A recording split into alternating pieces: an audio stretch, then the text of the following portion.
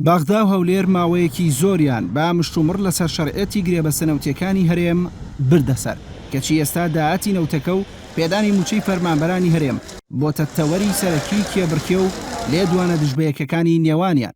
لە میواندارەکەی پەرلەمانی عێراقدا حەیدەر عەبادی سەرۆکوەزیران جگە لە دووبارەکردنەوەی پێشنیازی نەوت بەرامبەر بە موچە جەختی کردەوە کە بەغدا بەردەوام دەبێت لە خەرجکردنی موچەی فەرمانبەرەکانی لە کاتی خۆیدا. ئەمە جگە لە دڵنیایکردنەوەی هاوڵاتیانی عێراق کە ماوەیەکە دەستیان لەسەر دڵیانە لە ترسی وەستانی موچەکانیان جۆرێک لە ئیحراجکردنیشی تایە بۆ هەرێم کە موچەی 5 مانگ پێشتری زۆرێک لە فەرمانبەرانی نەداوە.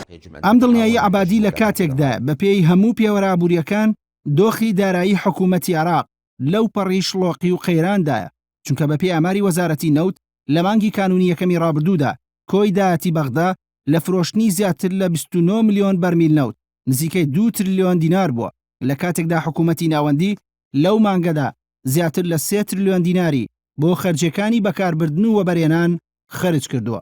بەپێی نووسراوە فەرمیەکانی وەزارەتی دارایی عێراق حکوومەت لە چەند ڕێگەیەکەوە داهات دابین دەکات بۆ موچە و خەرجی وەبەرێنان کە ئەوانیش قەرزکردنە لە بانکە ناوخۆیەکان پشتبەستن بە داهاتی تری وەک باج و ڕسومات و ڕاکێشانی پارەی پرۆژەکانی پێشوو.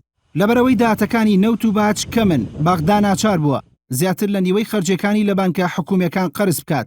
بانکە حکوومیەکانیش لە بانکی ناوەندی قەرز دەکەن کە کۆگای هەڵگرتنی یەدەگی نەختینەی وڵاتە. بەم پێش حکوومەت ناڕاستە و خۆ لا یەدەگی نەختینەی ڕادەکێشێت کە لە داهاتوودا کێشەی زۆر بۆ بەهای دینار و پۆلێنی ئابووری عێراق دروست دەکات چونکە ئەم یەدەگە بەراورد بە ڕابردوو بە ڕێژەی لە 120 کەمی کردووە. بەپێی ئەم زانیاریانش بێت بەغدا ناتوانێت موچەی فەرمانبەرانی هەرێم دابین بکات کە بە وتەی حکوومەتی هەرێم با پێشمەرگەشەوە ژمارەیان 1 ملیۆن و 400 هەزار کەسە و موچەی مانگانەشیان 890 ملیار دینارە. بەپێی ئەوەی کار ڕاگەیەنراوە داهاتی مانگانەی نەوتی هەرێم 550 ملیار دینارە بەو پێش بێت پێویستە بەغدا 340 ملیاری تر بخاتە سەر ئەو پارەیە تا بتوانێت موچەی فەرمانبەرانی هەرێم دابین بکات. هەندێک لە چاودێرانیش دەپرسن ئەگەر عەبادی جددیە لە پێشنیازی موچە بەرامبەر بەنەوت بۆچی پارەی قەرزی ساڵانی 2014-2015 گەنمی جوتیارانی هەرێم ڕەوانە ناکات کە بڕەکەی دەگاتە 800 ملیار دینار لە کاتێکدا گەنمەکە 2 ساڵ پێشتر ڕەوانەی بەغدا کراوە. هەندێکی تریش پێیان وایە ڕاستە حەیدەر عەبادی لە بابەتی موچەی هەرێمدا مزایەدە دەکات بەڵام لە وروژاندنی نەبوونی شەفافێت لە پرۆسەی فرۆشتنی نەوتی هەرێم و کەرکووک و وردەکاری نرخەکەیدا حەقی پێ و هەر ئەمەش وای کردووە دەنگی زوڵال بێت.